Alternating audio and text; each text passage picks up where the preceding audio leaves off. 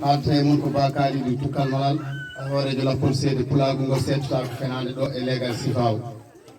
en jetti Allah no feewi sabu oɗo ñalawma hannde ko ñalawma weltare ko ñalawma kadi mo ganduɗa Pulaaku windere fof ma weltor ɗum no feewi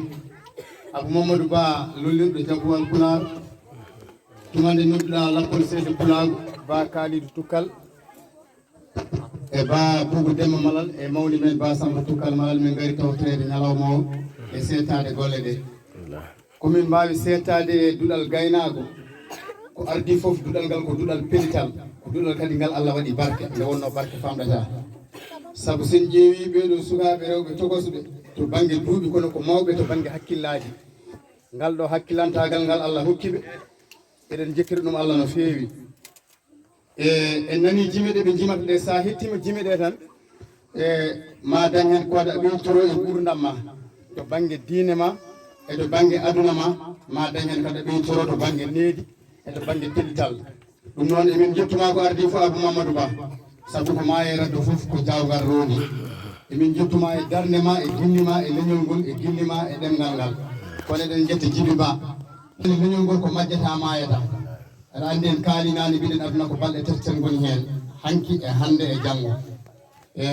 woni hen tan ko cimti kaari meeɗi wiide ɗum kaari meeɗi gollude ɗum ala ko ari gumade caggal laamu jomiraɗo ɗum noon Djiby Ba emin ƴettuma no feewi no feewi e darde ma labtude e pellital ma ko Allah jogui jobde moƴƴiri yo Allah yoɓ Abou Mamadou Ba aɗa andi jangde ko kañum wiyete famɗo suura heewa lammina aduna kadi ɗen gandi weeli metti ko jangguɓe tan gardoto saabu kala to jaaɗa e aduna he sa yeehi to jamaji to ko jangguɓe gardoto toon sa yeehi to hôpital uji to ko jangguɓe gardoto toon sa yeehi to bureau ji to ko jangguɓe gardoto toon kala to jaaɗa e aduna he ko jangguɓe gardoto ɗum noon eɗen gandi jangde wona hunde tokosere eɗen ɓeydo tan wasiyade ɓiɓɓe fulɓe de tinnotoɗen no feewi no feewi Djiby Ba haalinani e jafo noon Djiby Ba haalinani o wi sen teskima en ƴeewi leyɗele ɓamtiɗe ɗe foof ɓamti koye ɗemde mumen hay leydi gotiri ɓamtoraki janggude ɗemgal jananal wadde noon firti ko janggen e ɗemgal men no feewi no feewi ɗemgal men ko galɗugal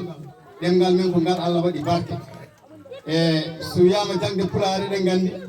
e duuɓi hendutima caggal tan duuɓi seeɗa so wiyanoma jangde Pulaar yimɓeɓe gonata koye jalde kono hande yettere Allah